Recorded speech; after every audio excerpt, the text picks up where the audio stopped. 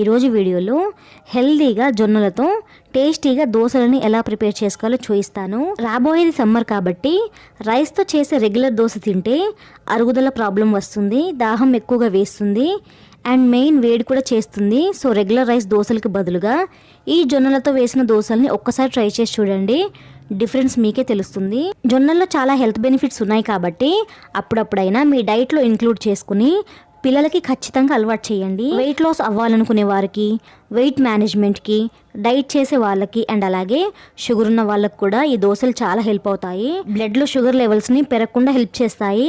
ఇన్ని health benefits ఉన్న ఈ జొన్న దోశల్ని క్రిస్పీగా అండ్ టేస్టీగా ఎలా ప్రిపేర్ చేసుకోవాలో చూసేయండి. ఫస్ట్ ఒక బౌల్లోకి 2 కప్పుల జొన్నల్ని వేసుకోవాలి. జొన్నల్లో కూడా చాలా వెరైటీస్ ఉంటాయండి, మీకు ఏది నచ్చితే అది యూస్ చేసుకోవచ్చు.